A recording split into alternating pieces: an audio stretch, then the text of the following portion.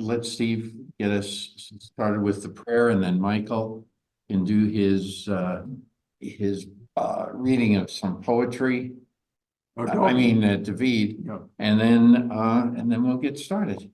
Go ahead. Okay. Baruch atah Adonai Eloheinu melech haolam asher kideshanu b'mitzvotav v'tzivanu la'asok divrei Torah. Amen. David, if I may, could you also do a brief lecture on the comet that was visible this week? I would be happy to. I will give a lecture. It'll last about an hour and 58 minutes. Anyway, Go For lecture, there is a bright comet in the sky, and I've been able to follow it right after dark for the last several days, not last night, because last night instead of a comet, we had rain here. But it is beautiful. It has a tail, a lovely tail that goes up maybe about a third of the sky. The tail is very faint, but when you put the telescope onto the head of the comet, it's a bright star-like center that's just absolutely beautiful.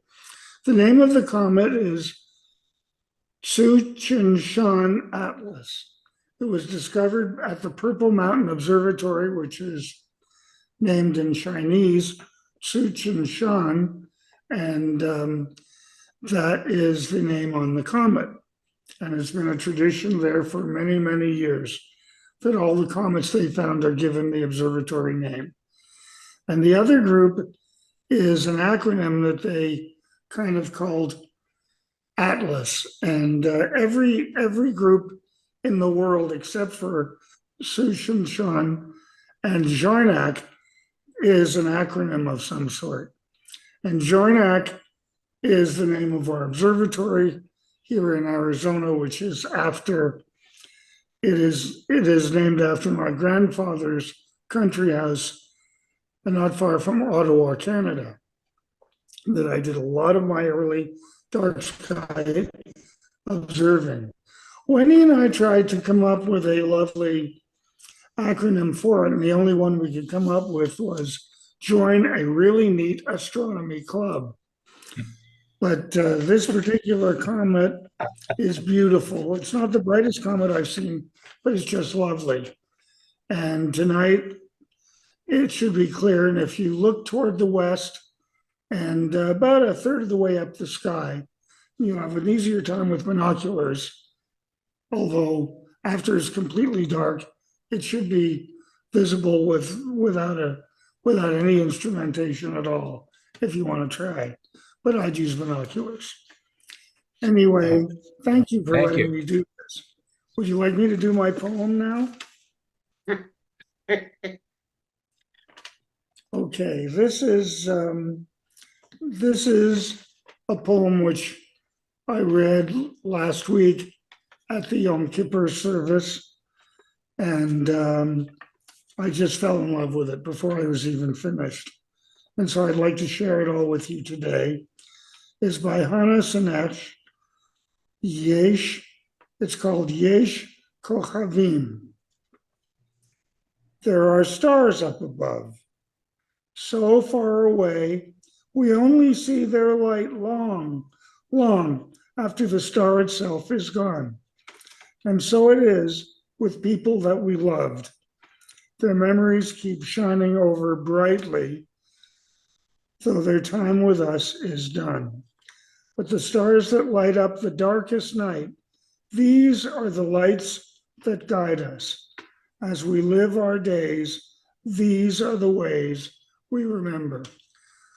Rabbi, thank you for adding this to the memorial service last week. And this is a lovely, emotional, moving piece of poetry for me. Thank you, and back to you, Marty. You're welcome. Thanks, David. Thank you. Thank you very much. Well, 2 weeks ago, we stopped with, we ended, I should say, in Numbers 14:4, But I think just to refresh our memory, I just want to say that we had heard back from the spies or scouts. We had a discussion about that, and on their findings in the land of Canaan, and the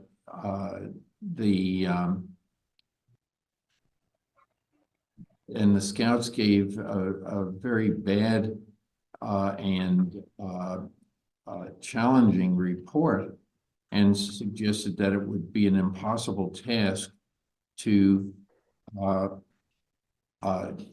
enter into the land of Canaan and win it over.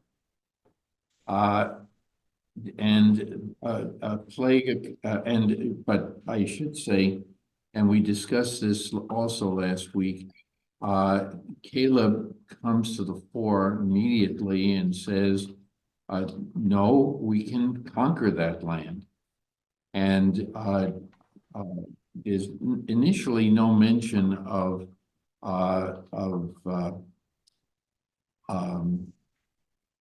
Joshua. And I think we had a little discussion about this, because then we read on, and yes, Joshua did the same thing and said, yes, we can conquer that land.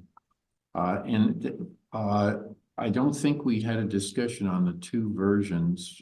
My memory may fail me, but I don't think we had a discussion about the two versions that have that different sources, if you will, are again combined into what we are reading, and we can talk a little bit about that. And then, and as a result of everything, the Lord sends down a plague to wipe out all the people who lied and created fear in all of the Israelites. And then when that happened, they were so fearful because the people were described as giants and everything, and so it was next to they felt it was next to impossible to invade that territory. So so that's where we left it.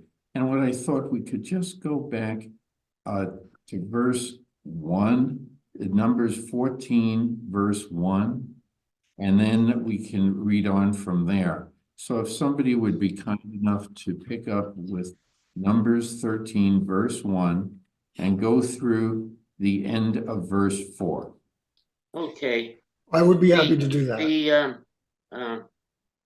Okay, be happy, do it.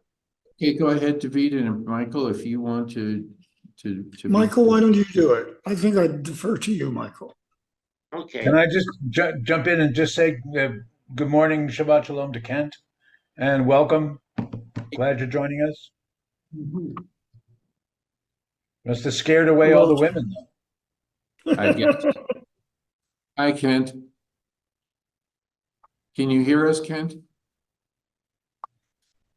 Maybe not.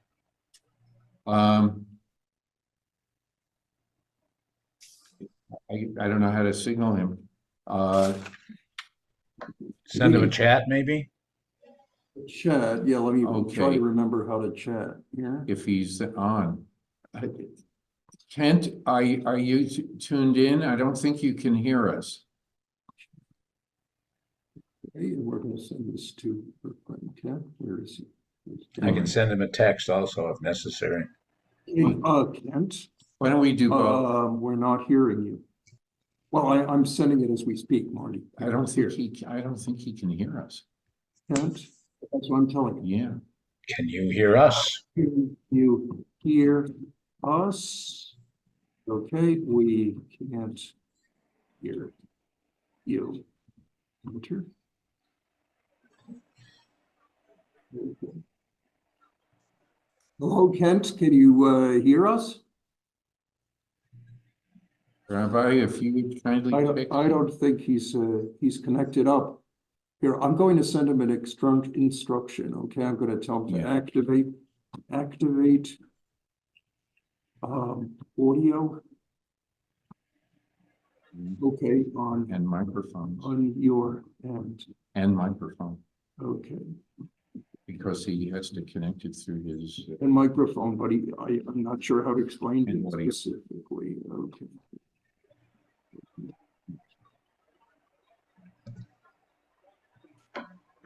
Oh, Here, I'm gonna unmute him though. Here, let me unmute him. So, Well, he's muted now, Kent. Now he's muted. All right, now I can hear. Can anybody hear me? There, Yay, hello, Okay. Kent. Hello, Welcome. hi. Sorry, gentlemen. You wouldn't believe all the things we've been saying about you. Well, yes, I would. But I've likely heard them all before. Hi, I'm sorry for the delay and the hassle, but here hey, Hineni. Okay. Okay, but just from the technical end, okay, are you able to see the messages that I sent you, or did they not pop up for you at all? There's two things under chat. I'm gonna open them right now, Steve, and let's see. Ken, Because can you hear us? The answer is yes now.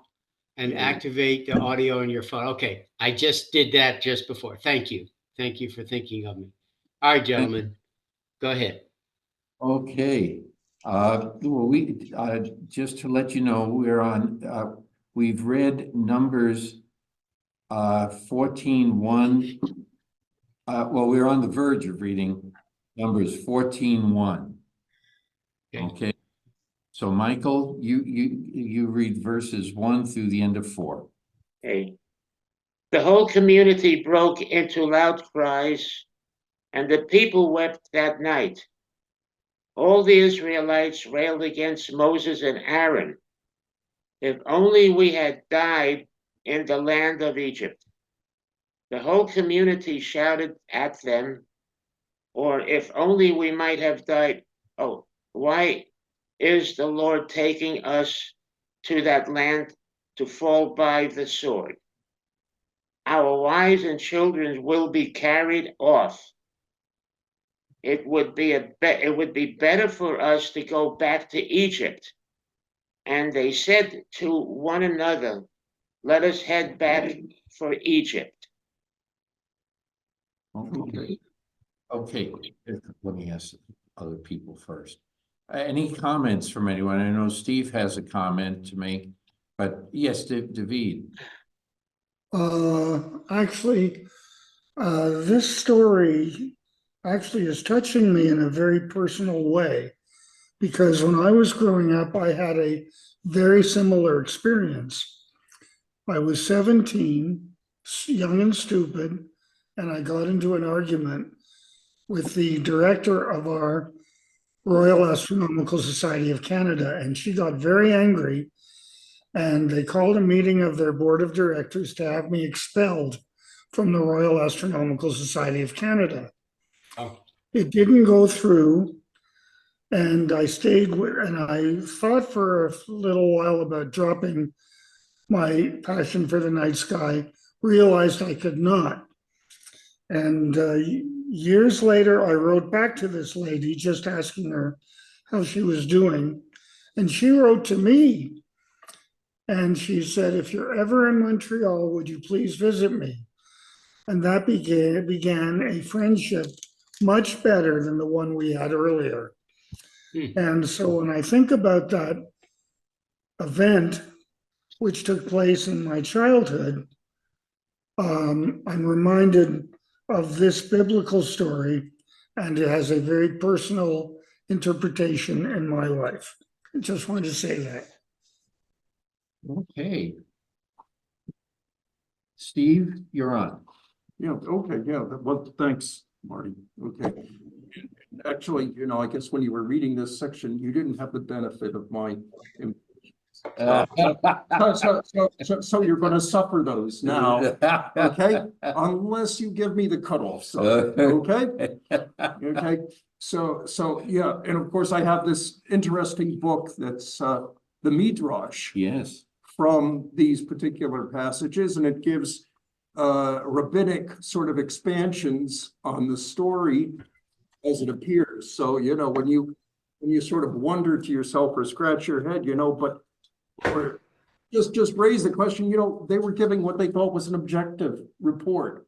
Why are they evil? That's Isn't right. that the purpose of the spy, to gather intelligence, so they gathered intelligence. They did the best they could. That's the way they saw it, So, and the rabbis sort of add a little bit of fluff to the story. Okay. So it makes the motivations a little clearer. Okay, so the rabbis start off by saying that the 12 spies were dispatched on the 29th of Sivan, the year 2449. It doesn't elaborate on how they arrived at that number, but although they had been tzaddikim at the time of their appointment, they turned sour as soon as Moshe sent them out. Okay, what does that mean?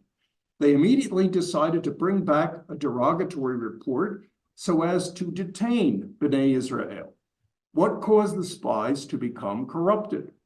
They said to each other, under Moshe's leadership, we are heads of the people. As soon as we enter Eretz Yisrael, Yehoshua will become the leader. He will then appoint a different cabinet of ministers.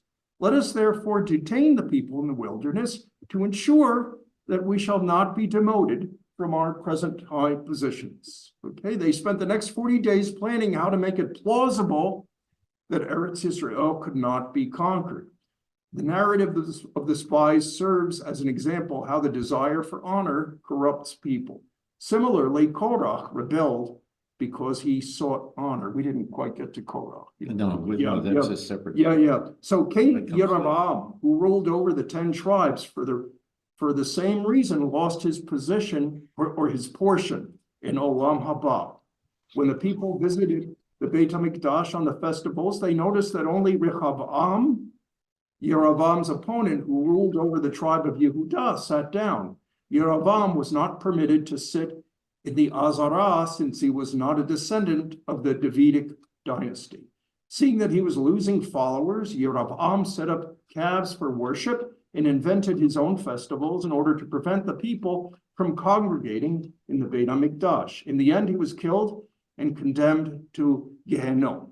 Okay, all interesting rabbinic, and of course, Gehenom is parallel to what later became the image of hell in Christianity. Okay, a person's desire for respect and honor at best hinders his service of Hashem or can corrupt him totally.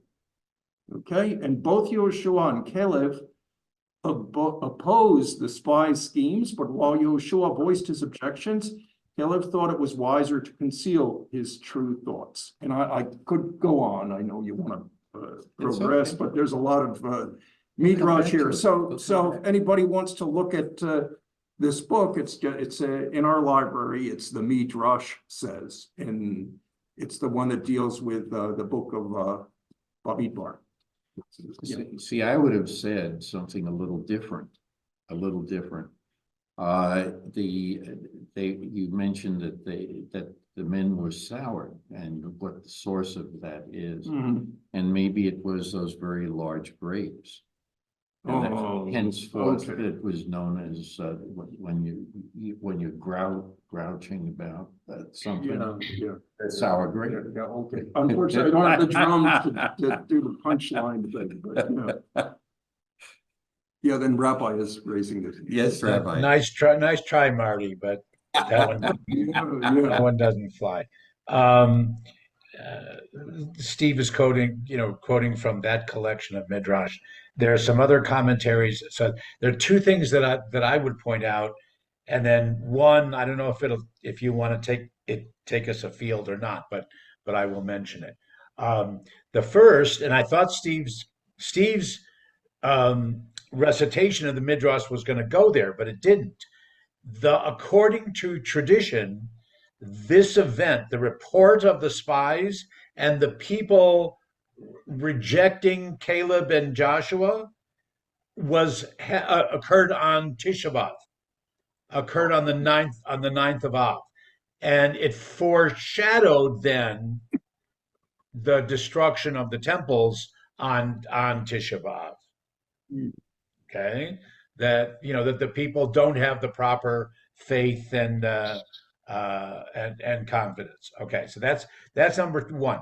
Number two, I didn't see it in any of the translations that I have here, but it is in one of the commentaries that in verse 4, Mhm. and I got Michael, I think Michael has the same translation that I do. And they said to one another, let us head back to Egypt, right? Okay. The Hebrew is Nitna Rosh. Okay. Nitna Rosh v'nashuva Mitzrayma. Lift up our heads. Okay. And so the classical commentators, well, what does that mean when they say they're going to retreat, but they're going to retreat lifting up their heads? Okay. So it's one commentary is, well, if we leave, we're not going to leave dismayed. Okay, we're still going to we're still going to do it with pride, and our heads held high. But the other one that kind of goes into the midrash that Steve, and I don't know whether they're linked in the actual literature or not, is Nitna Rosh could also mean let's choose for ourselves a new person at the head. Okay, we need a new captain, we need a new leader if we're abandoning Joshua and Caleb. So it's not just, okay, look, we're going to return. It's they're actually challenging the leadership and saying, we're going to appoint a new leader. And that's there in verse 4 in the Hebrew. The other thing that I just want to point out, again, whether we want to go into it or not, in the news today, the news this week, with all that happened in Israel and Gaza and Yahya Sinwar and whatever, is Bibi Netanyahu used this context and phrase when he was talking about it, and used the phrase of that we will, we did not come into this land to fall by the sword. He specifically used that quote, and of course, all the Israelis and all the Jewish world, recognized the quote. Other people said, "What is that? What is that talking about?" But everybody else recognized the quote, that it came right from this story. Yes, Steve. Yeah, I just have a little bit of midrash about the spies' return, okay? Which is all interesting Okay. stories. It won't be time wasted, Yeah, okay? it's fine. So Fine here, with me. it says the spies returned on the 40th day on the evening of the 9th of Av, as Rabbi mentioned, okay? Before entering their tents, they approached the Beit HaMidrash. Already a little bit of drash, because it's sort of an anachronism, that the elders were all together studying Torah, but there wasn't exactly the Torah yet. Okay. They found Moshe, Aaron, and the Sanhedrin in the people studying the halachot of Chala and Orla. Interesting. Okay. Chala is like Chala. Orla is what's left over after you circumcise. So I'm not sure what the reference is there, but it also has an expanded meaning for other things. Okay. And they said, okay, you needn't study these laws, which apply only to Eretz Yisrael. They told the people mockingly, you will never be able to put them into practice. The spies delivered their carefully prepared speech. First, they related praise of Eretz Yisrael. They knew that their slanderous statements would only be accepted if they began by telling the truth. Okay. We found Eretz Yisrael to be an extraordinarily fertile land. Indeed, they began. The praise that it flows with milk and honey is literally true. The trees are laden with sweet, juicy dates dripping with honey. The goats have so much milk that their surplus milk flows to the ground. Thus, we saw actually brooks comprised of milk and honey. And look at the succulent fruit we have just brought back. Now examine the fruits closely. Did you ever see such gigantic grapes? Aren't they odd? Well, this country houses monstrous inhabitants, just as it produces monstrous fruits. It is unconquerable because its dwellers are strong and their cities are well fortified. We cannot enter from any direction without encountering frightful enemies. In the south lived the Amalek. At the mere mention of the name Amalek, the people trembled. And how does one intimidate a child? One points to the strap on the wall. Its sight recalls in the child's mind the painful blows he once suffered. Okay, slightly politically incorrect references, but okay. Similarly, the spies mentioned Amalek first, even though the Canaanim in Emoraim were stronger than Amalek, because they knew how much fear the name instilled in the people. The spies continued, the Canaanim dwell in the east and west, and the Emoraim and their relatives, also mighty warriors on the mountain in the north. Thus, all the borders are surrounded by mighty nations. So far, the spies told no overt lies. The Canaanite cities were indeed very well fortified and their inhabitants truly mighty. It was also true that there were giants among them. However, the spies' suggestion that the land was unconquerable did not constitute a factual report, but rather a personal opinion. They had not been asked to take a stand as to whether the land was vincible or not. If they did wish to state their views, they should have mentioned them to Moshe in private. Okay? Upon listening to the description of the invincible enemy armies, the people began to lose courage. Yoshua, therefore, arose to contradict the spies' words. The spies, however, would not let him voice his opinion. Quiet, they shouted, you have no right to speak. You have daughters, but no sons. You do not have to fear that your sons will be recruited for the army. We don't want our sons to be killed.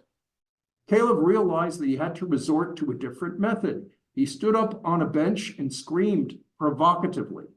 Has Ben Amram only perpetrated this deed upon us? Expecting that Caleb would support them, the spies hushed the crowd.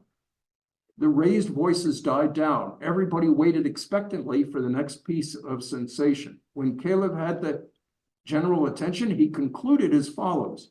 Moshe has done much more. Did he not split Yam Su for us? Did he not give us the manna? Did he not cause the Slav to fall? Slav.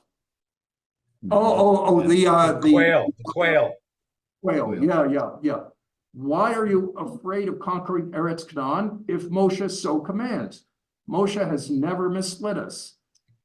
If he says so, we can prevail over our enemies, even if the land were situated in the very heavens, and Moshe would bid us construct ladders and climb there, we should follow him. Our success lies in obeying him because whatever Moshe says is Hashem's will. When the spies heard Caleb's words, they hastened to contradict him. It is not as you say, they proclaimed, we cannot prevail over these people, for they are stronger than we are. When the giants strode toward us, we pronounced Hashem's 12-letter name, but it was ineffective. Okay, interesting little embellishment there. Okay, even the master of the universe himself cannot expel the inhabitants from the land. Okay, and it goes on a bit. I don't want it to go into it that much, but it very interesting stories and embellishments, and also if I think if they were trying to make a screenplay, okay, this would be the way the screenplay would be done. There'd be the Tanachi version and then the screenplay, and it adds some additional, drama and tension. So, Okay, there you go. all right. Yes, Michael. Uh, maybe I'm seeing this in a simplistic way, but for me, what I'm saying here is that God did not free the Israelites from Egypt just to go back. It's showing a lesson that what I'm getting is he's teaching a lesson in this story. It's about forging forward, no matter what the situation is. It's just to teach the story of don't give up, just keep going forward, regardless of what befalls in front of you. Don't give up, just keep going. Good point. And in a way, Netanyahu has done the same thing all along with this war against Hamas and Hezbollah and Houthis at one point, that we're not going to give in. There's no ceasefire. We're not going to give in to that, because if there's a ceasefire at this point, we're going back to Egypt. In a way, I'm trying to connect that, so to speak. And I see it somewhat going in that, if I can make that connection, the way I see it. Okay. Now, And Michael, I think you're doing that very well. I agree with you there. Oh, thank you. so, David, if you would kindly read verses 5 to the end of 10. David, did you hear me? Yes, I did, and I think I'm unmuted, and here I am, 5 to 10. Yes. To Then the end of Moses and Aaron fell on their faces before all of the assembly of the congregation of the children of Israel. And Joshua the son of Nun and Caleb the son of Jephunneh, who were of them that spied over the land, rent their clothes. And they spoke unto all the congregation of the children of Israel, saying, the land which we passed through to spy it out is an exceeding good land. If the Lord delight in us, then he will bring us into this land and give it to us, a land which floweth with milk and honey. And telescopes. Only rebel not against the Lord, neither fear ye the people of the land, for they are bread for us. Their defense is removed from over them, and the Lord is with us. Fear them not. But all the congregation bade stone them with stones, when the glory of the Lord appeared in the tent of meeting unto all the children of Israel. Okay. Now, before we go on, what do you take from verses 5 through 10? Well, for me, it's kind of something that the first time I think the words appear in Scripture is in the book of Matthew, in the New Testament. O ye of little faith. And my dad, who I think had the best sense of humor of any man I've ever met, had his own way of saying that. He would always say, "Oh, ye of little faith and big feet." But I think it was a very important thing. And going all the way back to Numbers, we're about to read how angry the Lord is going to get when he realizes that every little thing, every setback that happens, the people immediately want to fire Moses and hire someone else as a new leader, like voting for Trump. But it is the idea that apparently the only thing, if Steve's interpretation that he read to us just now is correct, the people, the spies, didn't even see the people in the land. They just saw things like the large fruits and the enormous bananas and things like that, but not the actual people. So there's no evidence that the people are giants. But they're just assuming that. Okay, good. There's some editing there too. And David, I just want to remind you, please refrain from any political comments. Sorry about that. Couldn't resist. Sorry. And as far as any other comments about this? Well, Can I just, I hate to contradict David, but the text does say that they in their report that they did see the people. Yes, Yeah. So in 13, that's 32 and 33. So, okay. But all right. Oh, my mistake, Rabbi, sorry. That's okay. That's okay. There's also midrash based on the structures that they had seen that and have been found archaeologically with very large stones, very much like the Incas and their fortifications. Nobody knows how they were able to erect Machu Picchu, but it is huge. And the rocks that were carved and raised, they're very unusual in size. You know, when you see structures like that, you're able to say, well, wait a minute, you know, were they giants or were they just like us, but they had developed tools that could accomplish this? And you could say, well, their accomplishment was gigantic. Well, that doesn't necessarily mean they were giants. But you know, that's Marty's midrash.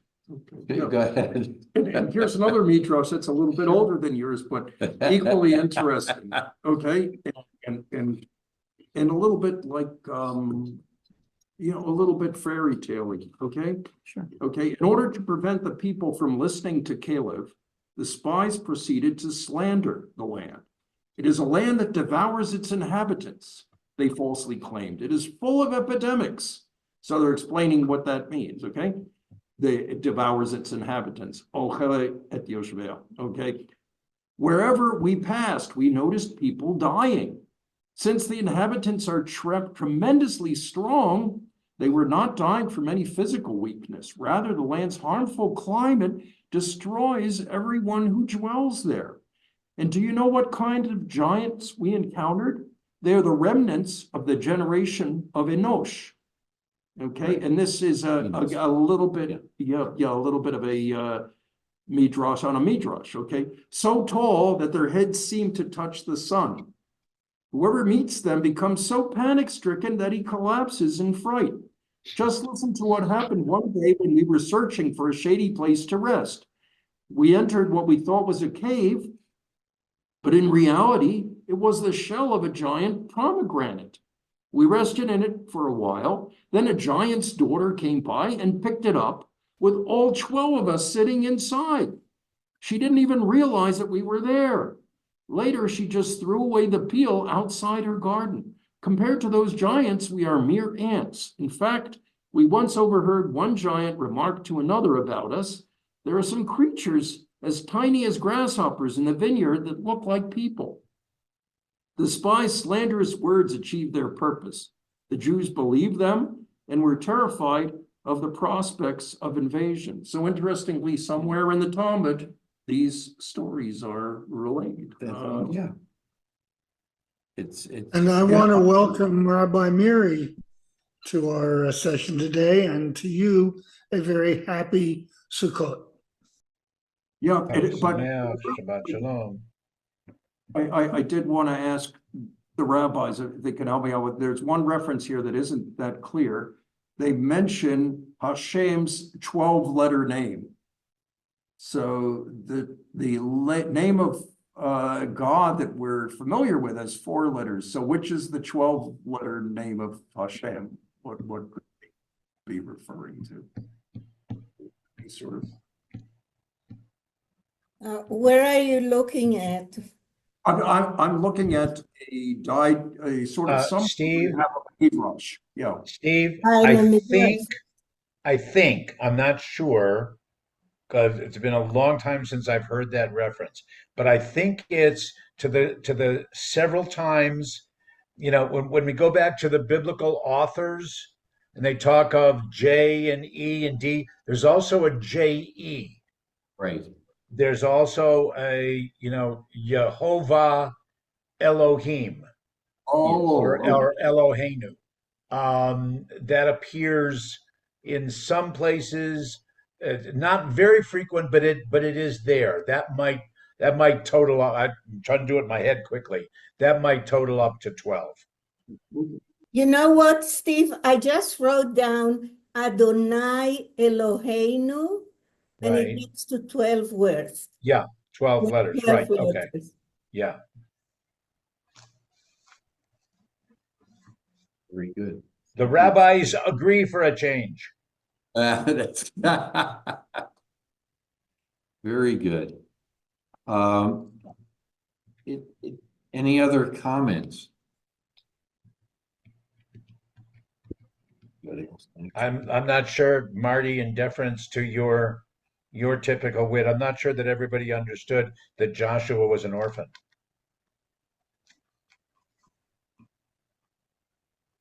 The son of Nun, son of Nun. Yeah.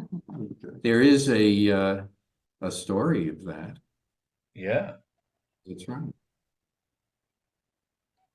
But I decided that that would not. Sorry. Okay, that's okay. Yeah, I think we're gonna have to place a restriction on politics and humor. Okay. Well, otherwise it gets. Or attempts at humor. It's not really humor. It's only attempts. Don't forget the humor, please. Okay. Marty, can you tell me where we are? I'm terribly sorry I'm late. I was doing political stuff. On Shabbos. Numbers. Shabbos, that's when they do it. Uh-huh. It's Numbers. a mitzvah, you know? Numbers it's Book of Numbers 14:11. Okay, thank you. Steve, would you like to read Sure. maybe verses 11 to the end of 19? 11 to 19, okay. The Lord said unto Moses, how long will this people despise me? And how long will they not believe in me? For all the signs which I have wrought among them, I will smite them with the pestilence and destroy them, and will make of thee a nation greater. Pardon me, I think we skipped a bunch.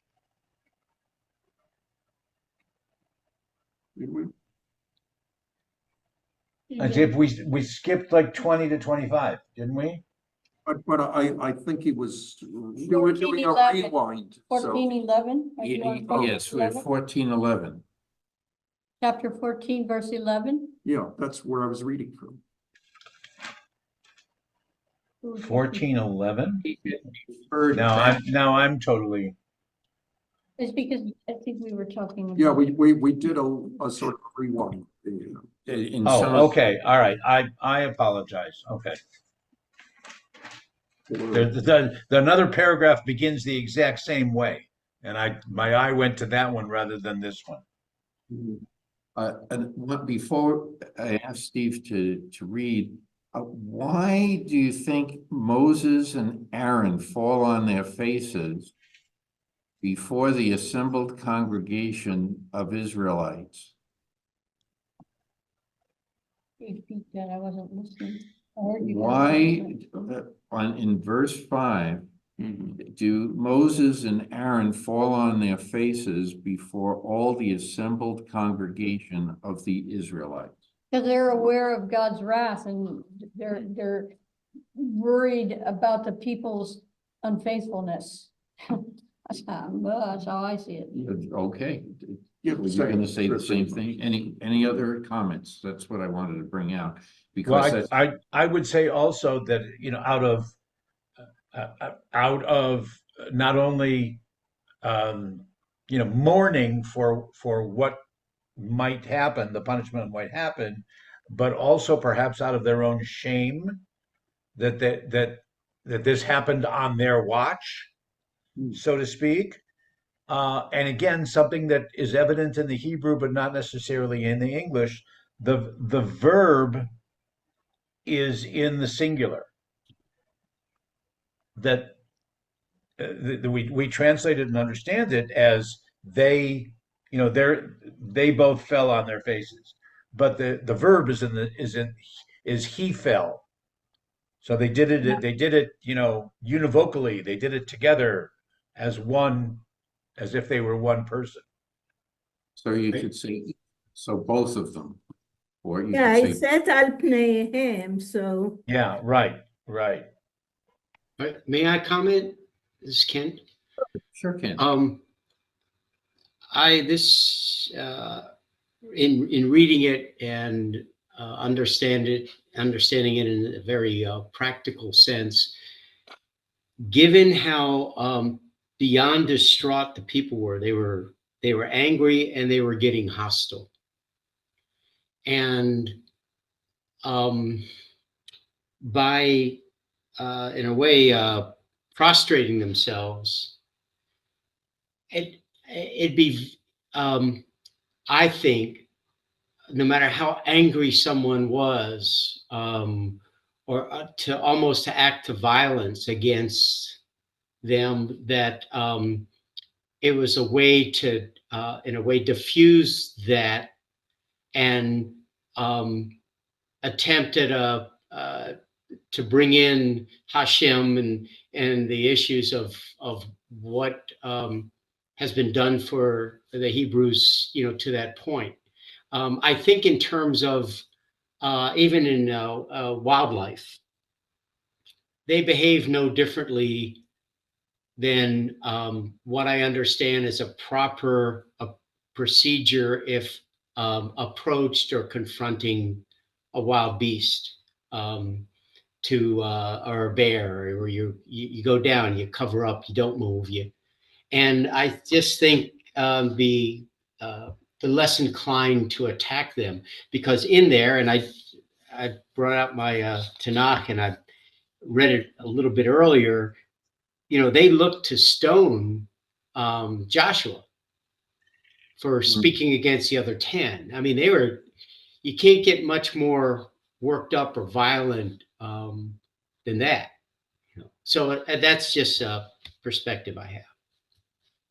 You make some good points. In the past, or the past few weeks, we've also discussed are they rebelling just against Moses or Moses and Aaron, or are they rebelling also against God?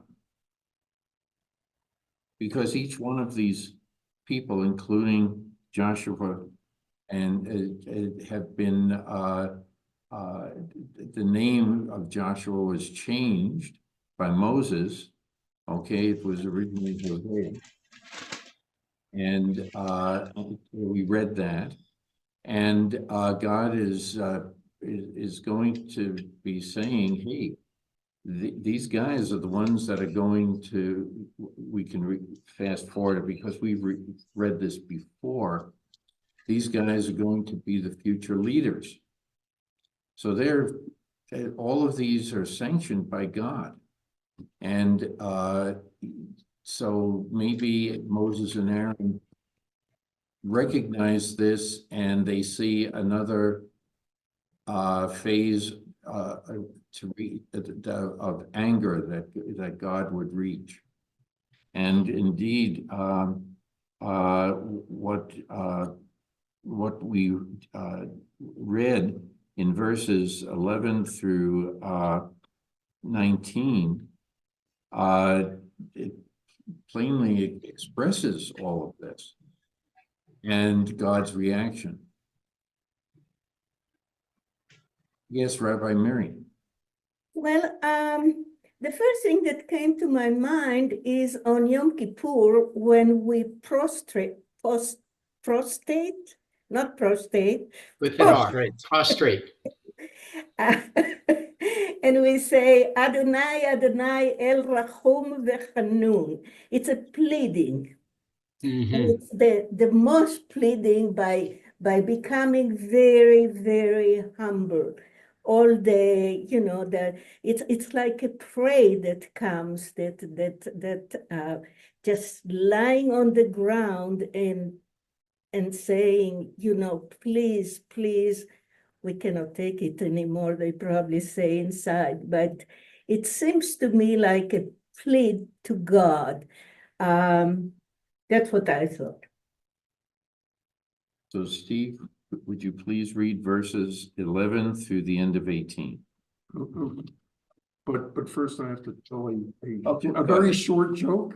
Okay, And I know I said no humor, but it begs itself because of what Rabbi Miri just said. oh, Okay? That this takes place on Yom Kippur.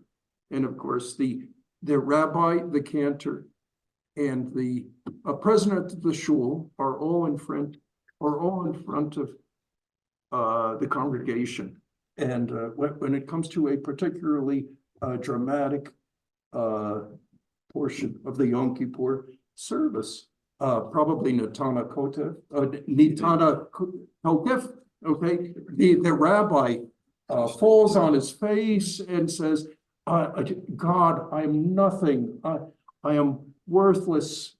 Please forgive me and please forgive this people who are praying before you. The cantor sees that happening and immediately he does the same thing. He falls on his face and goes through the same routine. Then the president of the shul sees the two of them doing it and he falls down and does the same thing. The rabbi and the cantor get up and they both say, look who's calling himself a nothing.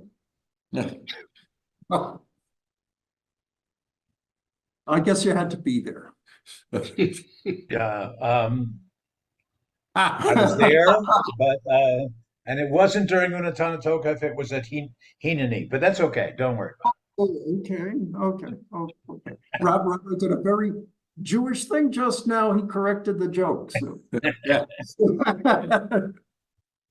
Okay. Are we still doing 11 through 19? Yeah, please. Oh, okay. And the Lord said unto Moses, how long will this people despise me, and how long will they not believe in me? For all the signs which I have wrought among them, I will smite them with this pestilence and destroy them, and will make of thee a nation greater and mightier than they. And Moses said unto the Lord, when the Egyptians shall hear, for thou broughtest up this people in thy might from among them, they will say to the inhabitants of this land who have heard that thou, Lord, art in the midst of this people, inasmuch as thou, Lord, art seen face to face, and thy cloud standeth over them. And I apologize for the language, it's just what's there. And thou goest before them in a pillar of cloud by day and in a pillar of fire by night. And now if thou shalt kill this people as one man, then the nations which have heard the fame of thee will speak, saying, because the Lord was not able to bring this people into the land which he swore unto them, therefore he hath slain them in the wilderness. And now I pray thee, let the power of the Lord be great, according as thou hast spoken, saying, the Lord is slow to anger and plenteous in loving kindness, forgiving iniquity and transgression, and that will by no means clear the guilty, visiting the iniquity of the fathers upon the children, upon the third and upon the fourth generation. So up there. And the next sentence is from Yom Kippur. Pardon, I pray thee, the iniquity of this people according unto the greatness of thy loving kindness, and according as thou hast forgiven this people from Egypt, even until now. So part of this may sound familiar from the prayers this past week, but any other comments?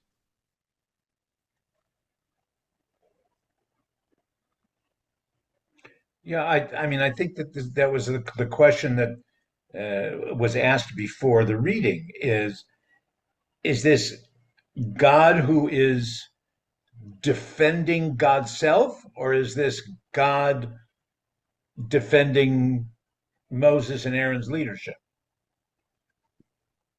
You know, is this God promising, listen, you know, I can take it. It's okay.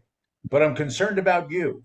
So let me wipe this people out and I'll give you another nation that's even better. We'll start all over again. I have a history of doing that, God says. He said it before. Yeah, and done it before. That's right. Oh, he wiped out the world.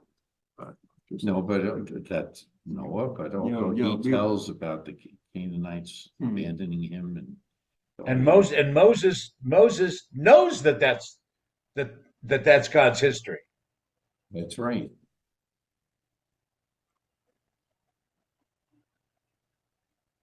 Aside, yes, go ahead. It's Ken.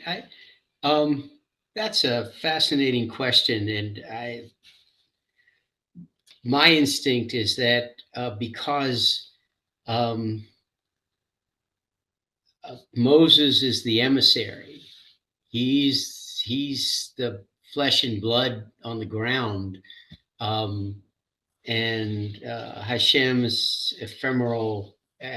That it wasn't so much to protect or keep in place Moses, but rather Moses is the mouthpiece. And so, what do the Israelites?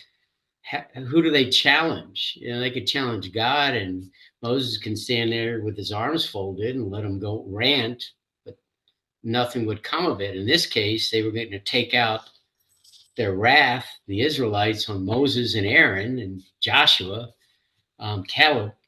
And so I think it was simply, once again, the Israelites not obeying God, and that's who he's communicating through. That's all. Not complicated to me. I mean, it's really complicated, but to me, it's more clear. I understand it in the way I expressed it. So does this sound like anything we read a couple of maybe 3, 4 years ago? He's putting a lot of pressure on Moses because of the people. I think, if I was Okay. there, I would, I can't imagine what Moses is feeling. These people, are rebellious because of where they come from, and they just don't have the faith and the knowledge that Moses has been through. They're kind of just always questioning him. And are you sure you're doing the right thing? The clouds are speaking to you again. The clouds are speaking to you again, right? And look where we've come from. Look what we had. And even though this was done and this was done, we're not seeing clearly here, right? So it's a very powerful statement. God's repeating himself again, saying, why are these people not seeing what is good about me, and that I am capable of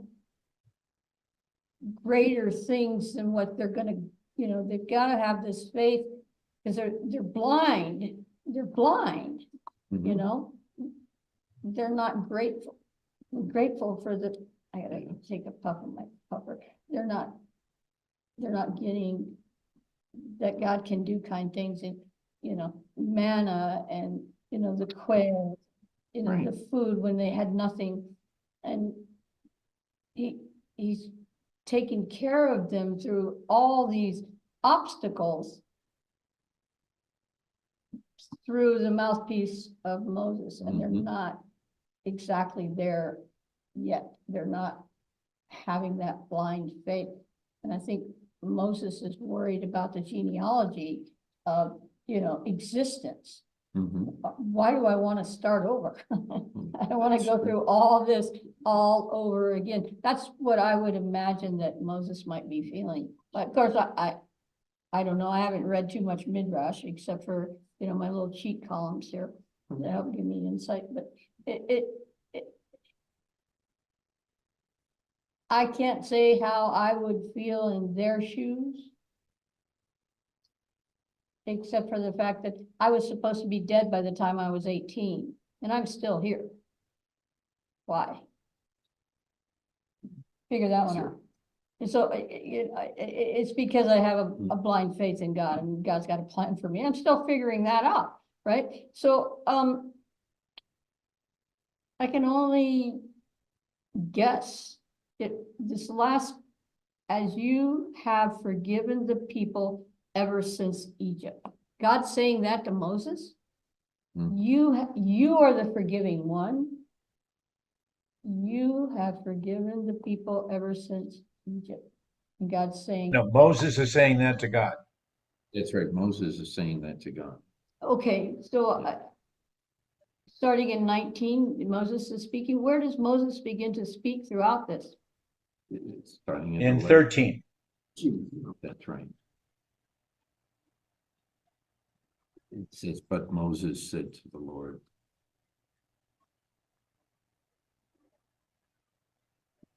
So, yes. Mine doesn't but- have that. Oh, okay. Okay, it's a little different. Wrong. You're on 13.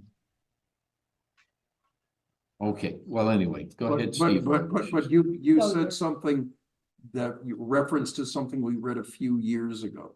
A Yes, few years ago. So I think I there was a reference to someone else beseeching God who seems to be very wrathful and bent on destruction, interceding on behalf of the Yes. people. And maybe, I don't know what you had in mind, but maybe Abraham yes.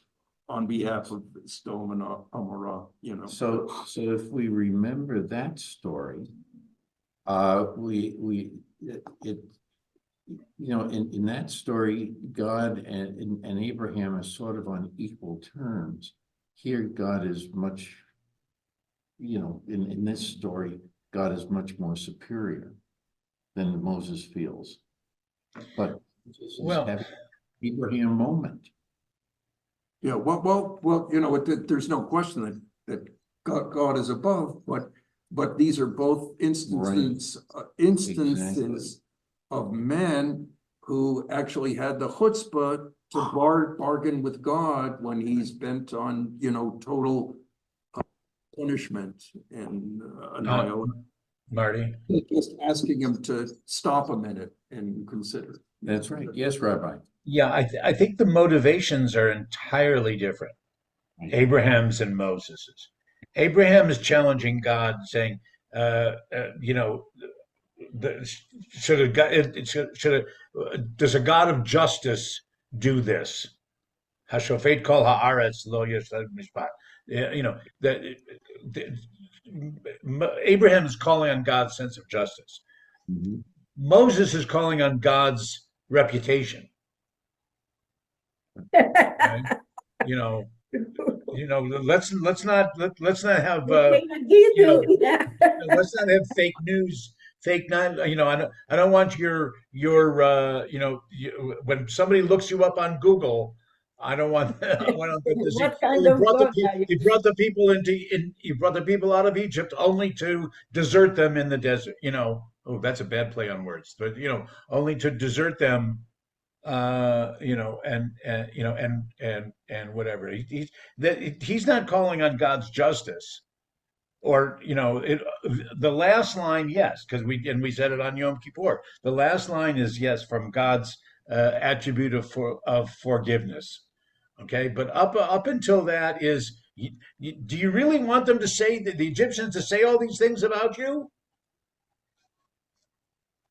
Right. I agree with Rabbi Norm in that Moses behaves or speaks more as someone in common parlance. He's talking God down from a wrath, and he reminds him that God, him herself, had said that he's slow to anger and abounding in kindness and so forth. And it's kind of like, because the preceding paragraphs, there's a lot of wrath. Yes. I mean, you can't get much more wrathful than wanting to destroy the people that spoke against what the grand plan, the divine plan was. I think. So I get it. Very good. Yes, Yeah, Rabbi. if I can go back, because I found the comment while Kent was talking. I found the comment I was looking for. There's, Moses goes first of all, it's introduced as Moses said to the Lord. Moses said to God, but then it turns into a prayer calling on God's sense of mercy and and compassion, and whatever. It's just and saying, again, this plea to God, don't when this story is told generations from now, don't you want the main theme to be that you're a forgiving God? Okay, isn't that what you want them to remember about you when your legacy is talked about? I think that's the thing. That's in a context of prayer, and it specifically says that. Reminding him, yeah. Yeah. Yes, Rabbi Mary. I'm going to speak on behalf of the people. Every single time that they pledged, they had a good reason. Just standing in front of the Red Sea, oy vey, what shall we do now? So they cross. What shall we do about food? We don't have food. So they get the food. But it's a very, very practical, very human type of complaint. If I'm told that, and I'll say, if I'm told that Hamas or Hezbollah have an enormous, enormous power, well, I'm not sure that I want to go over there. And that's regardless all the miracles that you have done for us. But this is another one. I don't want to go to this land that they might eat us up. So I think that there are, I want the word, that it makes sense to me that humans would behave like that, regardless of what God has done for them. Yeah, I remember that he gave us manna and slav and whatever, but look what's happening now. So I think that we have to forgive or to understand the complaints. Well, what is this a question of?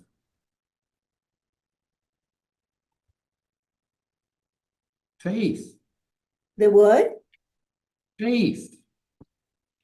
Faith in God. Yeah, but we know that these people still don't get the idea of this abstract and invisible God. That has not, they have 40 years to go, they didn't get there yet, and they're going to disappear because they don't get it. So, but let's say, simple people that were slaves all their lives, makes sense that they'll complain about, okay, the Egyptians were strong and beat us up, and now you're taking us to a place that they're going to eat us up. Okay, it does make sense, but even Martin Luther King and his march dealt with faith because of the prayers that were done also during that time period. And he's basically copying what the story of Moses and the Israelites. Yeah, but Marty, I think that Rabbi Fleming is spot on, though. Even in today in the world, not just our society, you have same things where people have certain expectations that don't work out, and they go to blame others, and they turn in fear. And I can think of many examples, and I can think of many examples where someone in a position of authority is just outraged, they're angry, they're going to lash out, and the advisors or an individual or a wife, a spouse, or a husband says, hey, sleep on it. Don't do it. And here's why, and it happens in families with children. You're so angry at a child for whatever it is, and the spouse say, look, just let it lie, and it'll work out. They'll come around. And I've seen it so many times. So I agree that, and that's a beauty of this to me, is that however ancient these writings and this experience is, you could change the names, change the dates, and you've got a contemporary experience right here. Sure, very well. When you talk about faith, faith in God, it's when you go back to the Holocaust, 12 million people were murdered. 6 million of them were murdered because they were Jewish. We're talking about 6 million people of a particular group. How do you have faith in God? How do you do that? Does that prove that there is a God, or does it prove there isn't a God? What happened on 10/7? That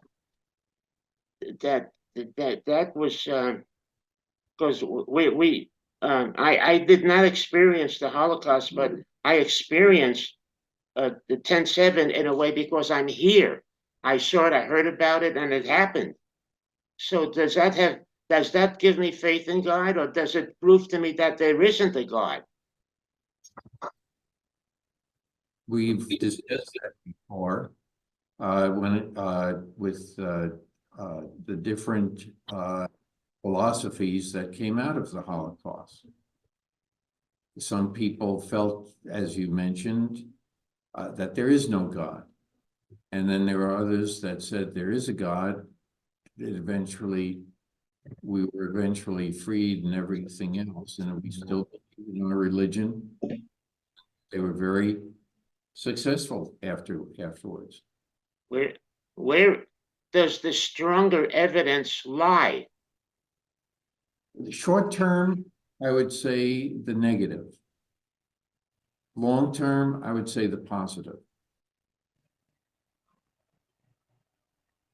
And so that's how, you can look at it. That here these people are reacting not just to faith, but also hope for a better future. It's that they're trashing their own wishes.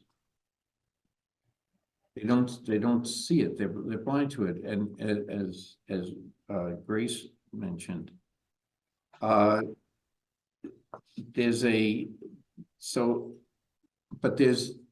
there's something similar that to the argument from Abraham and with Abraham and God, and now Moses and God. One, we can, by proper, I'm going to use the word civility, God will hear you more than shouting and trying to slam it, down God's throat. And maybe that's what was happening here. The people were frustrated, and they opted, and this group of people opted to say, we've lost hope, everything, our dreams are shattered.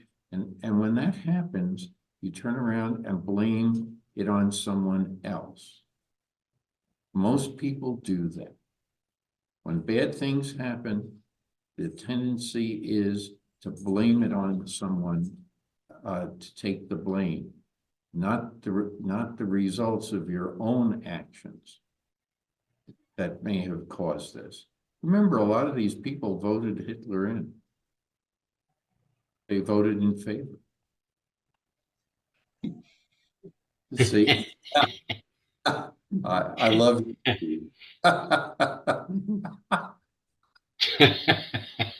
Steve, what's your blood sugar? Maybe that's Maybe that. What's your blood sugar? Is that it? What's your blood sugar? Oh, sure. Okay, maybe he's You getting, Test Marty's. oh, I don't know. Okay, Oh, that's all right. oh, sorry. No, Maybe this is a sign, and I have to. No, It's when people's blood sugars are high though. Oh, Well, it's only 125. You shouldn't get that excited over that. okay,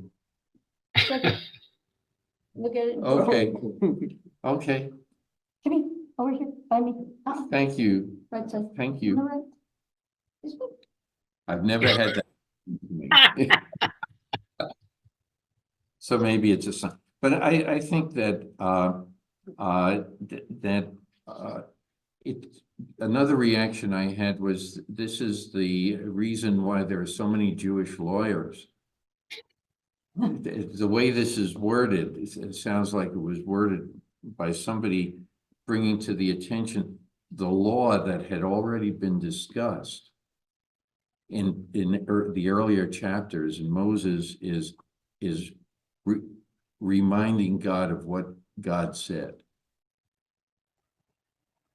Okay, he's used, so it's a whole series of an effort to remind him. I'm going to ask another question. Is this an appeal for God to remember the story with Abraham, or is Moses remembering that story? And what can be the outcome? Because what we're about to read really shows that it's very similar, but there's more legal discussion, if you will. So just putting that before you. So if, yes, did somebody, Kent, would you like to, care to read? Yes, go ahead. Tell me where. Okay, we would be on, starting with verse 20. And why don't you, read, all the way through, the end of 38. Okay, will do. Verse 20. And the Lord said, I pardon as you have asked. Nevertheless, as I live and as the Lord's presence fills the whole world, none of the men who have seen my presence and the signs that I've performed in Egypt and in the wilderness, and who have tried me in these many times and have disobeyed me, shall see the land that I promised on oath to their fathers.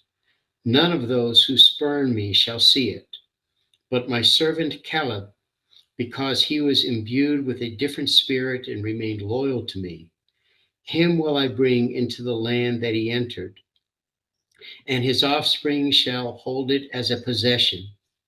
Now the Amalekites and the Canaanites occupy the valleys. Start out then tomorrow and march into the wilderness by way of the Sea of Reeds. The Lord spoke further to Moses and Aaron. How much longer shall that wicked community keep muttering against me? Very well, I have heeded the incessant muttering of the Israelites against me. Say to them, as I live, says the Lord, I will do to you just as you have urged me. And in this very wilderness shall your carcasses drop. Of all of you who were recorded in your various lists from the age of 20 years up, you who have muttered against me, not one shall enter the land in which I swore to settle you, save Caleb, son of Jephunneh, and Joshua, son of Nun. Your children, who you said would be carried off, these will I allow to enter. They shall know the land that you have rejected, but your carcasses shall drop in this wilderness, while your children roam wilderness for 40 years, suffering for your faithlessness, until the last of your carcasses is down in the wilderness.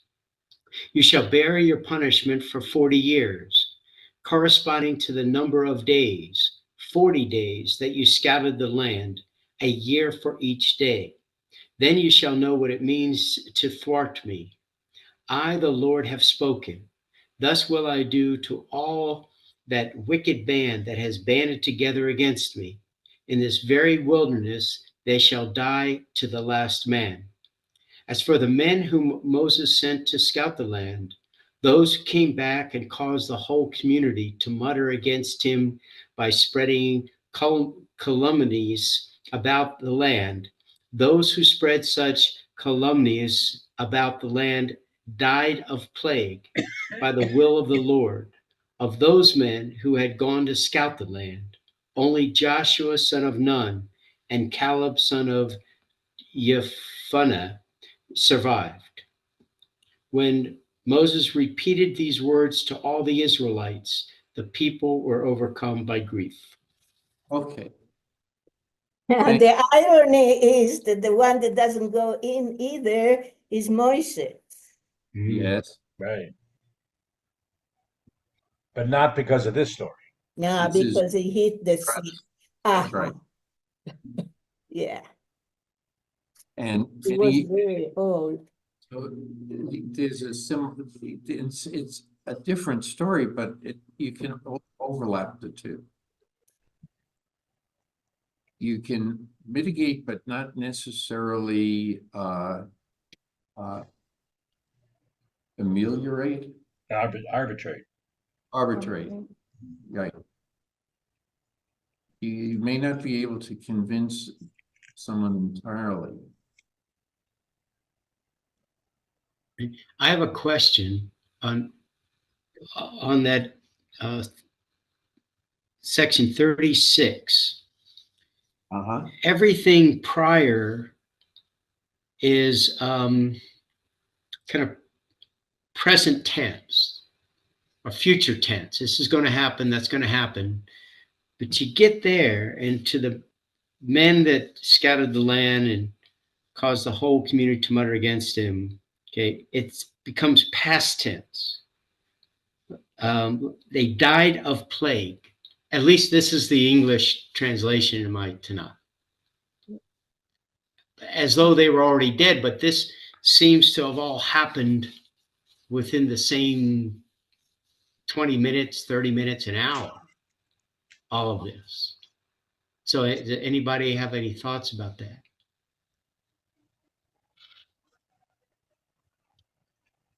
Well, the rabbis probably have been asked this type of question before. Well, here's your chance, Marty. Well, just the But, not, it's time. dying by plague, or in Korach and his the earth opening up and swallowing them. I think the writer probably just got his facts in the wrong order a little bit, and he just yes, you caught the incongruity there, but I don't think that it's a major issue that they were treated differently. That may have been the I'll go back a step. What we're reading now to the participants was much more immediate, and even the way that the story was handed down orally for hundreds of years as a tradition, everybody they knew all the details, they knew all the stories, they had heard it over and over and over and over and over again. So yes, sometimes unintentionally, a few of the facts were kind of mixed up. Sometimes it's I put myself in the role of the storyteller, and it's almost like some things are in parentheses, some things are I'm kind of nodding my head or twinkling my eye because the people know this, so I'm just kind of going to say it but pass over it very quickly because they know all this again. So we have to remember that the document, the Torah as we have it, wasn't really written as a history book. Okay, as it was handed down as it was written down finally after being handed down for generations, we've kind of lost the immediacy of what was happening at the time that the story started to be told. So you're absolutely correct in noticing that one goes from it goes, this is what I'm going to do, into, and don't forget, this is what already happened, even though we hadn't been told that it already happened. Kind of, Thank you. that kind of stuff. That's my take on it. Yeah, Steve wanted to say something. Yeah, there's another actually possibility with that, the word in Hebrew is magepha. And the root of magepha, and it's a little complicated to explain, but sometimes, letters get lost, they fall out in different constructs. So it's actually nun gimel pei, which means struck. So even though it's translated as plague, it doesn't have to be an illness. It can be, and actually, in Hearst, it hurts. They say it was a sudden visitation by God, or a sudden hit from God. It is possible that it happened very quickly. And even as the narrative was taking place, that's just another possibility. It's a re-examination of the word itself. Is a plague necessarily a plague? Does it mean that over a period of time that people got sick and then they died? No, not necessarily. It can be something else, because that's at that time the understanding of illness was very different. It was, illness was almost always something you did and God was punishing you.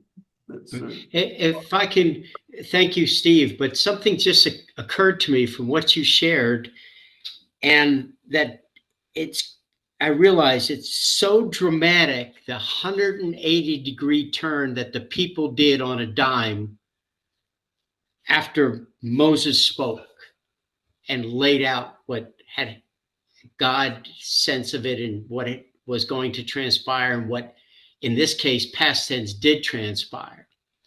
And you imagine how many people, the Israelites at the time, that may have been listening or crowded in.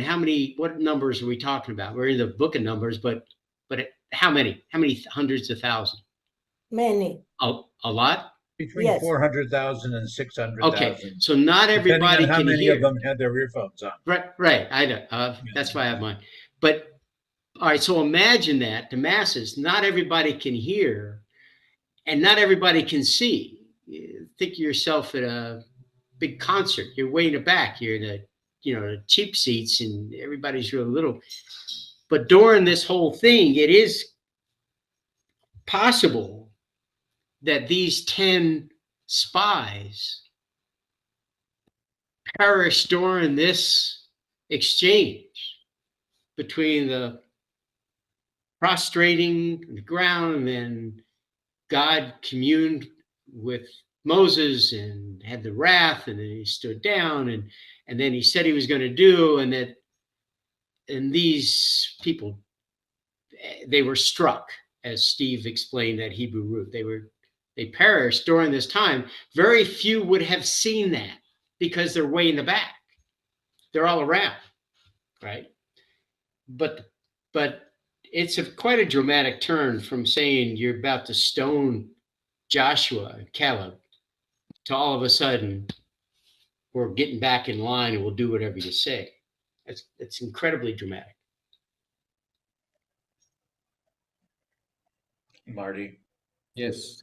So I have to give a little bit of a grammar lesson here, okay? Because there's another possibility, somewhat similar to what I was saying before, as far as context.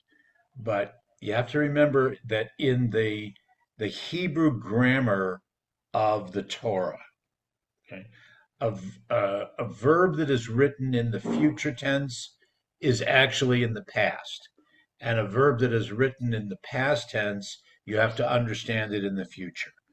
And it's possible that with that verb of that they, where in the first verb in 37 of that they died, those men died. Okay. It's possible that the Masoretes, when they were assigning the vowel pattern, which identified whether it would be past or present, they may have either intentionally or unintentionally put it in the past tense when they meant to put it in the future tense. It could be just a matter of a couple dots here and there. And again, whether that was intentional or unintentional, but that's a possibility also. Is that it wasn't just that this one sentence was in the past tense and all the others are in the future tense. It could have been a matter of a couple dots in one of the the vowel patterns, and it should have been in the future tense also. Right.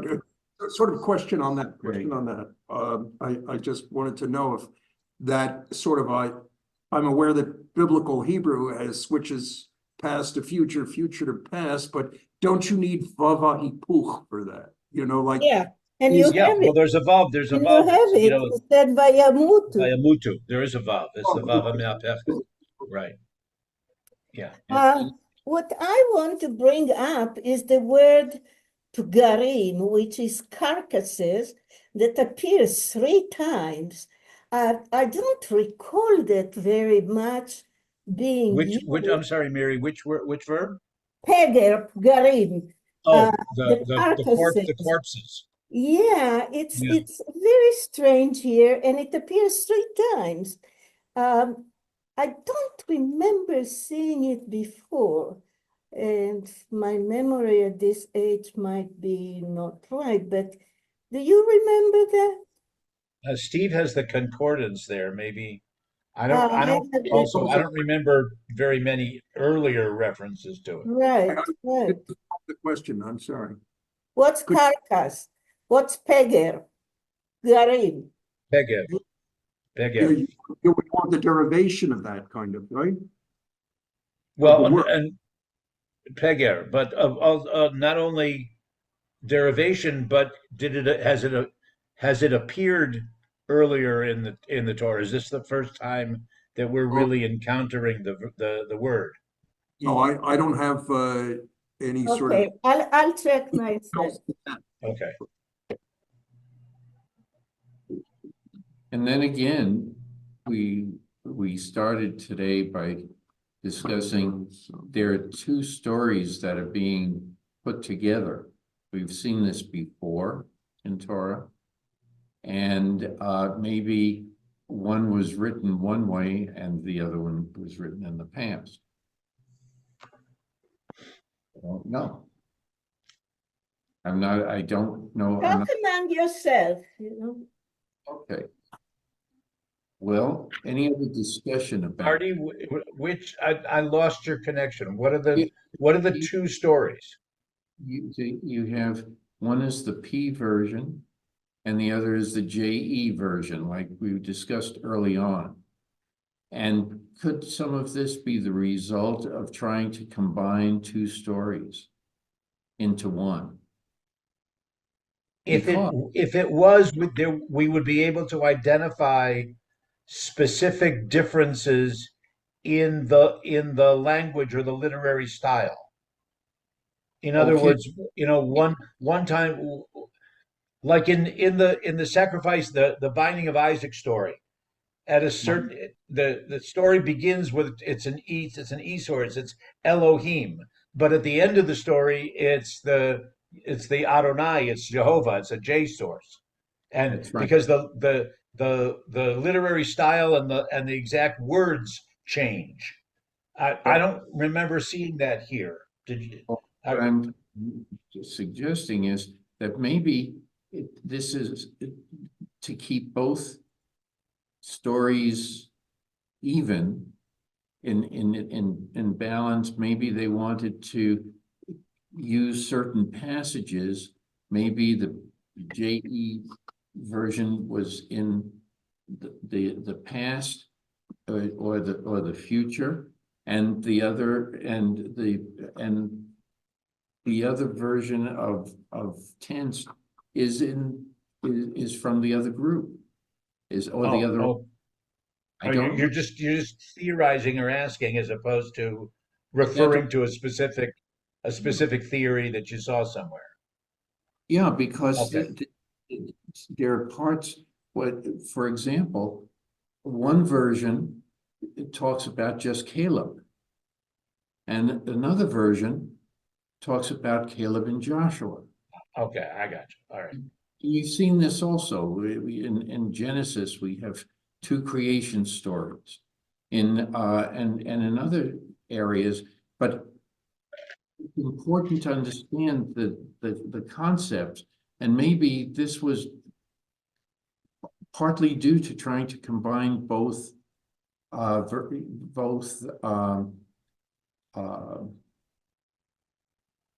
authors versions, and one dealt with the future, the other one dealt with the past also. So I There don't know. is to back that up a little bit.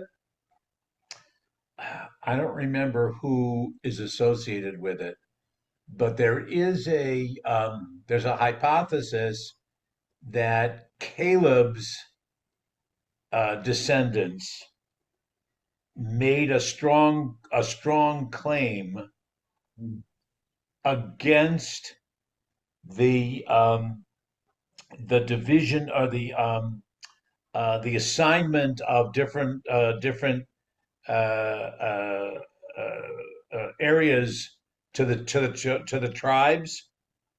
Okay, before they cross it, we're not there yet, but that when the tribes are given different property in the promised land, but Joshua, to the best of my knowledge, or the way that this theory goes, this hypothesis, Joshua, we're never told that Joshua has descendants, that That's right. Joshua has a wife or has children. Okay, Right. but in this very paragraph, God says to or about Caleb that Caleb's descendants Yes. will not only enter the land, but they will inherit it. If I think remember, I but think that Caleb is from the tribe of Judah. yeah, exactly, right, So, right, and so so it's a statement that Judah should be the dominant tribe and the dominant force and whatever, because of not only the stories of Judah back with Jacob, in days of Jacob, but also of Caleb's bravery and whatever here, because Joshua didn't have descendants. So right. there's a little bit, Marty, that's kind of backing up what you're saying also, but it's not necessarily, to the best of my knowledge, it's not associated with any of the one major editorial groups, let's Okay. call them that, or sources, JEPD, but there is that stream that Yeah. says that. And it goes to us because we are Judaim. We Mhm. are Jews that comes from Right, Judah. right. Yeah. Now I look at the Pgarim, I look at the carcasses. There is one carcass in Genesis, but it's in reference of what's the bird that eats carcasses? Uh, Vultures. Vultures. Vulture eats dead. But then Bamidbar comes. This one is coming. Okay, so it only appears once before.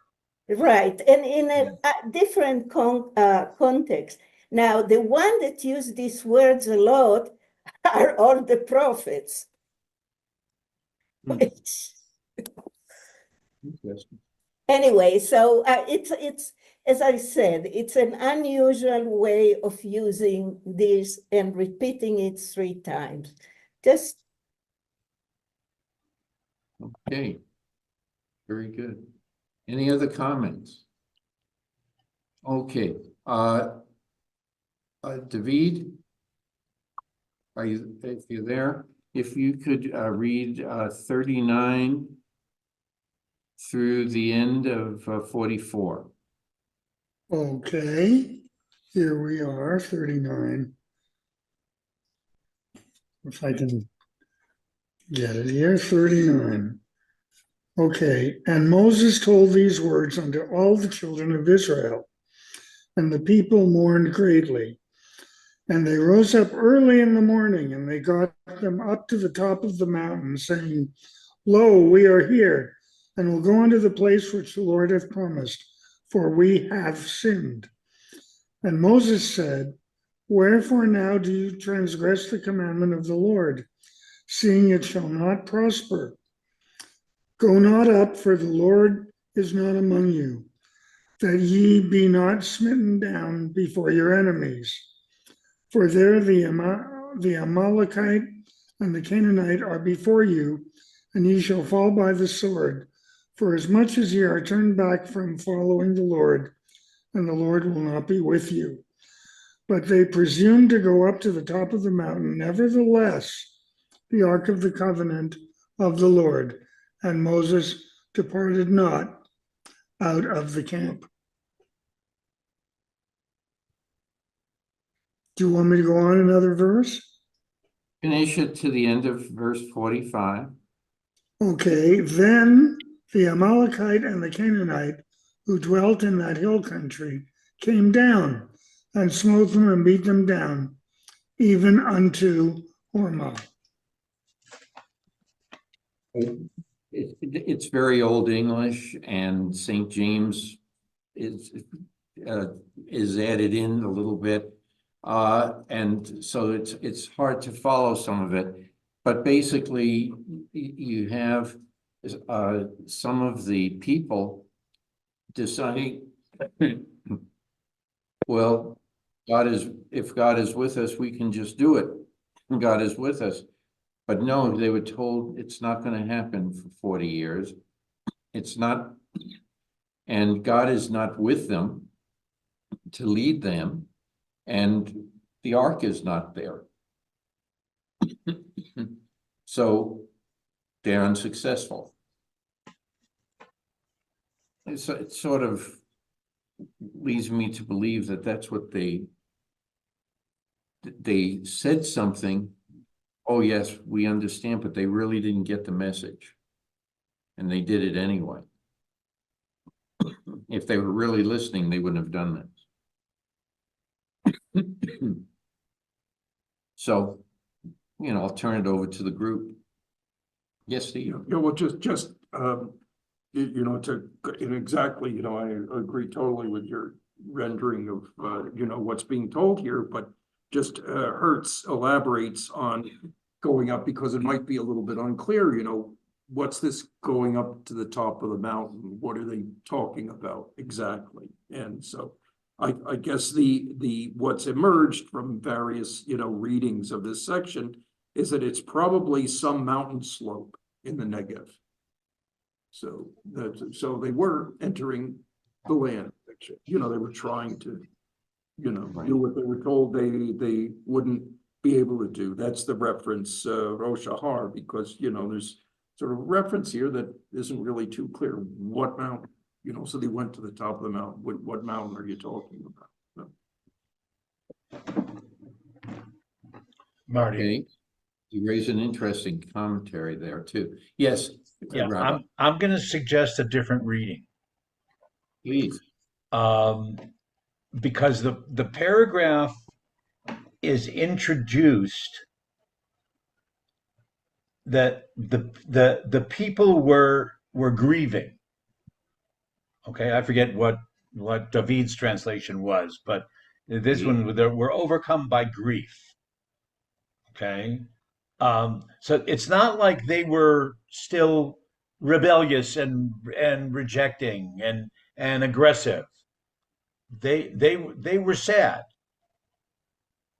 and they even wind up saying, "We're prepared to go up to the place." that was promised to us.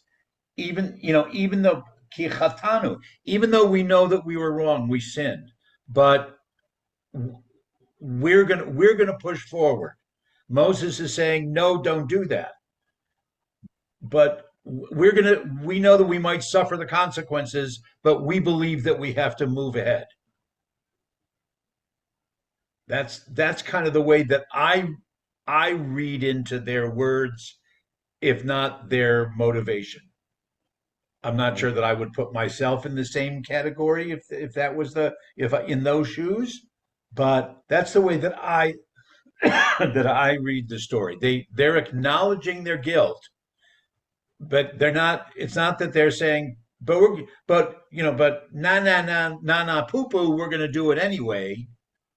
It's we still feel that we have this inheritance. We're going to give it a try. All right.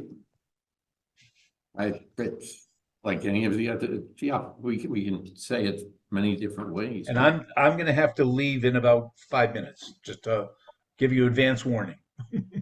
Very good. Well, first, I'm going to ask any other comments about this. I have a comment, and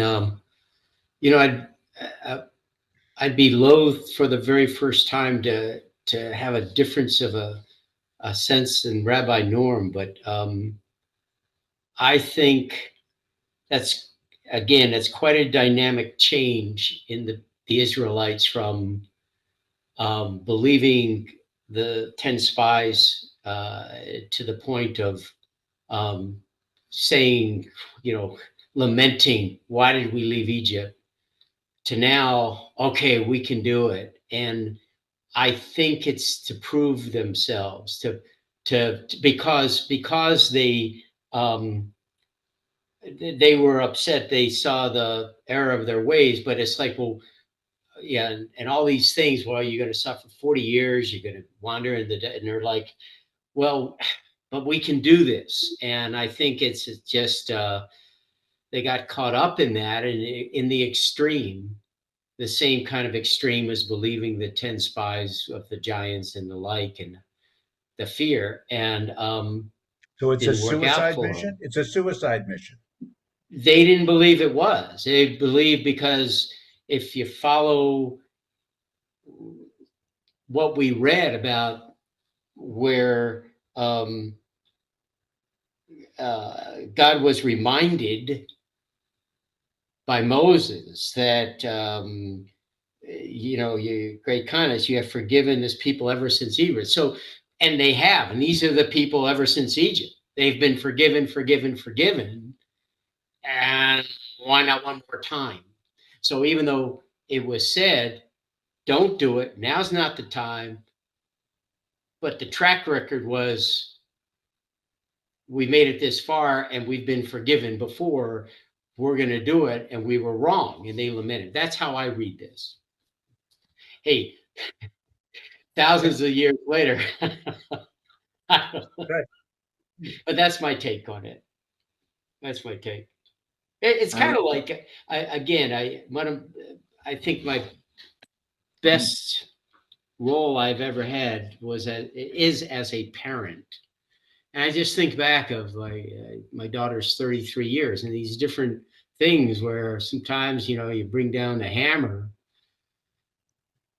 but she can show me she could do it. And then it's like, no, that time's passed, but there's still this like, well, I'm going to show you I can do it. And I'm like, no, I don't want you to do it. It's just an oversimplification, perhaps, but I don't think it was a suicide mission. No, because they were ready to go back to Egypt because they didn't want to die. I would agree with Ken. Maybe it's also a case of they listened, but they didn't hear.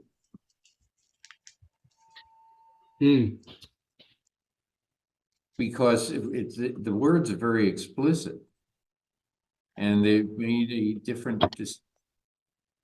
It's like they didn't hear the entire story. And then you can say, well, why didn't they hear it? Did they still have doubts in their mind? Did they still have, you know, and were they overreacting to prove that they could do it with or without God? I don't know. But to me, it sounds like they just didn't hear all the words that are written here. That's human nature too. Yes, Mm. You know, Yeah. okay, you think, I mean, so they're acknowledging and says, okay, we were wrong. We should have trusted Joshua and Caleb. We should have, you know, listened to Moses's words and God's words. We were wrong. So now we are going to try to go up. We're going to do it. And Moses says, "What? You didn't hear the whole message." that's right. You know, and da, da, da, da. Why are you doing this? So coming off of Yom Kippur, was this really teshuvah? What are you alluding to? Key What in are that- you alluding to, Marty? These people, you know, if you're, after what has befallen, you would basically want to say some words of gratitude. Thank you for not killing me. You know, but at the same time, you know, with Yom Kippur, you ask for forgiveness, but it's not enough to ask. You got to do one more thing. You got to change your ways. You got to change your thinking. Mm. So maybe it's a lesson that deals with Yom Kippur, and actually we started with that. So that's where I'm gonna, you know, unless somebody wants to think more about that today. You're going to have to excuse me, everybody. I wish you Shabbat Shalom, Chag Shalom. Sameach. Hope to Chag see as many of you as possible on Wednesday at the Torah dedication. Yes, yes. Be well. All right, thank you, Rabbi Noam. And any other comments I or I announcements? just can't. I think in this last passage, I think that guilt that was read in there, that they felt guilty. It was a human expression of because they felt guilty. It was like, well, we're going to do this. We should have done it. We should not have lost faith. And even though there was a directive to not do it, I think it was just guilt, and guilt has a way of working on people. Yeah. It may be, that may be the whole story there. But that's why I said they didn't hear the full message. Mm-hmm. And so that's one of the issues we all have. We hear, you know, we're not paying attention to all the words. We're already thinking about The something else. small print. We don't read the small print. Right. Yeah. Like I accept, right. Sometimes we don't even read the large print. That's Yeah. Right, right. You're looking at someone that doesn't do that. Yeah. Yeah. I have a question regarding the link. The link that I have, there's a long list of dates before that link that ends today. So I want to make sure that that same link will work in the future, like next week. Oh, put the Oh, link to good. this. Yeah, Yours yeah, I said- understand the question. Well, I don't know, maybe Did it you- does work out, but I do get, when I put in the Zooms, I get new links for everyone. Now, it may work. I don't know. Maybe it works if you use an old link, but I do provide new links each time, and we do send out Okay. emails Yes. with the new links. So, Okay. you know, Okay. however, You sent me one. You guys don't want to include me in anything. That's not nice. oh, could you give your email to, Stacy. Stacy and ask to be included? To whom? Because what I do, I don't actually put a list, I don't have that, and I don't have that ability to send out emails specifically to people and have a list. I just tell Stacy, send it out to the congregation, which right now I guess doesn't include you, but you could be added to the list, just ask her to, because otherwise it's upon me to remember your email and add it on, and I may fail to do that, that's all, but. I always just put the code in, so. Yeah. And I don't you're use not, the link. are you on the list? Maybe not. I am, yes, I get it. Oh, so you do get the blast, but you use the old email? I mean, you use the old link. I never use the link. I So- don't use it. I don't use the Oh. link. I put the digits in. The digits never change. So the ID digits don't change. Uh, And the code does not change. Oh, So it's a let me, two-step let process. me ask Mary something though. Are you, so since you aren't getting any emails and any notifications, are you just using the old link and getting in? Yeah, I put it on my calendar, and so I press from the calendar. Oh, Okay. Yes. so I guess it more works, than even one. if you just. An use- Yeah. old link, I'm here. so you say you can use an old link too. Yeah, Okay. it should Yeah. route it. It Yes. shouldn't matter. So Yeah, Very but- good. Yeah, you have it, David, anytime you make the effort to go through your old mail, you'll have it. okay. Excuse me, Shabbat Marty? shalom. If I want to thank you, Marty, and everyone. This was my first time with the Torah study, and I appreciate it. And I'm going to try not to feel guilty about the years past that I haven't participated. But I thank you for everybody's insights and sharing. Thank you for Wonderful. coming. We appreciate that as well. You can Thank you. recruit more friends. You bet. Thank you, Rabbi. Okay. Thank you. Shabbat shalom. Bye, Chef. Bye. Chag Sameach.